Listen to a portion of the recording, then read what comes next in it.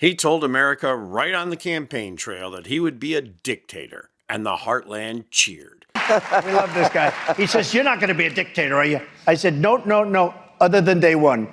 We're closing the border, and we're drilling. After that, I'm not a dictator, okay? And now Trump is taking one step closer to his dictatorship. No, I'm not talking about how Elon Musk and his Doge dog turds are gutting every government institution they can lay their hands on. No, I'm not talking about how Trump and Musk are defying court orders with impunity. And no, I'm not talking about how Trump is making backroom deals in Saudi Arabia with Putin, because Putin controls him like a puppet. No, I'm talking about how Trump is banishing free speech, and yet all those right-wing First Amendment rights people are as quiet as the crickets. And it's not like we all didn't see this coming. Trump always tells you what he's going to do, either by babbling about it or by lying with impunity about it.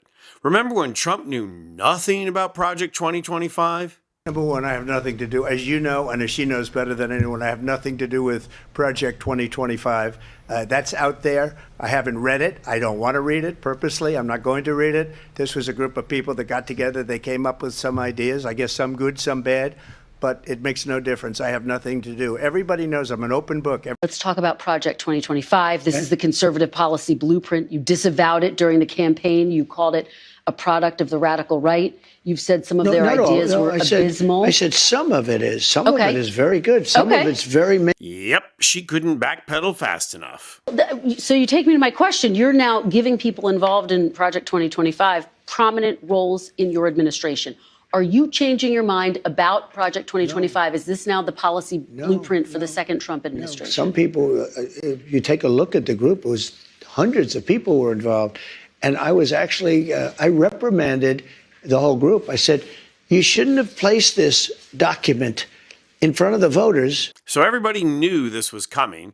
No one, least of all Democrats, can say they did not know this was coming. And then came Inauguration Day and the fire hose of executive orders, most of which were stupid and many of which have been suspended by the courts. And again, everyone knew this was coming. Everyone knew this was the plan. Throw out a lot of stupid things that no one really cares about, like the Gulf of America, so that it would be too difficult to oppose everything. Meanwhile, step by step, Trump and his cronies have been dismantling democracy from within. Again, while much of the heartland cheers on the coming of fascism. And now, Trump is removing free speech. First, it was the silencing of the CDC and every government agency. No information on public health unless Herr Donald says it's okay. But wait, Democrats complain, that's illegal. Well, not according to Trump. And if you keep saying it's illegal, then you are going to get thrown in jail.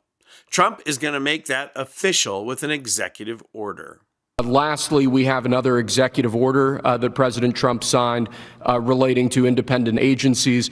This executive order would establish important oversight functions in the Office of Management and Budget and its subsidiary office, OIRA, supervising independent agencies and many of their actions, and also reestablishes the longstanding norm that only the President or the Attorney General can speak for the United States when stating an opinion as to what the law is.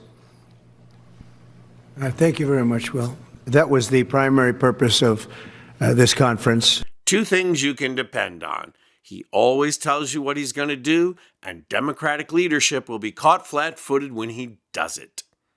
Democratic leadership knew this was coming.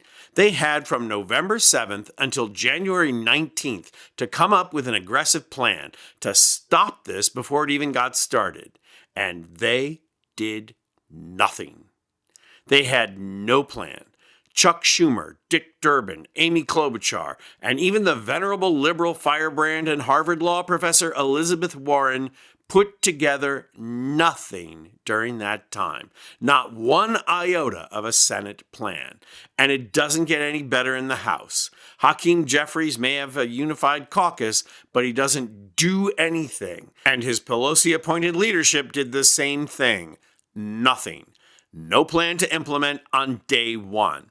And that means when they do try and take meaningful action, like trying to enter federal buildings where Musk is conducting illegal activities, they are held back by one security guard. One guy.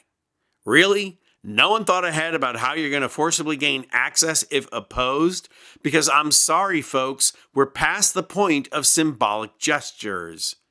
And the last thing I'm saying is that Democrats need to fight dirty, or the idea I really hate, Democrats need to act like Republicans. No, they don't. But what they do need to do is fight. They have to be willing to abandon decorum and take action. Shut down operations, shut down buildings, or conversely, get into them. Lead large protests, promote victims of this process. The other thing they need to do is hire political chess players, because I'm sorry, whatever political strategists Democrats are employing are as inept as the current leadership, or we wouldn't be here. Jim Carvell and David Axelrod do not have the answers, and obviously neither do their contemporaries. I've said this repeatedly. Part of what disenfranchised voters are voting for are candidates that project power. Democrats are failing to do that at almost every turn, and unless that changes, they're going to fail in the midterms. Worse, they're going to fail in preventing the shutdown of midterm elections. So whether you're a constituent or not, get on the phone and tell Schumer to resign. Forget about stepping down. Every day this guy is in the Senate is another day that AOC should be in the Senate. And the same goes for Jeffries. Now, we can't afford him to resign, but he can certainly step down. Every day he is minority leader is a day that Jasmine Crockett should be leader. Give it up, boys. You're out of your league, and it's time for the heavy hitters to take charge. Oh, and one last thing. Trump, what you're doing is illegal. I'm Anthony Vincent Gallo for Occupy Democrats.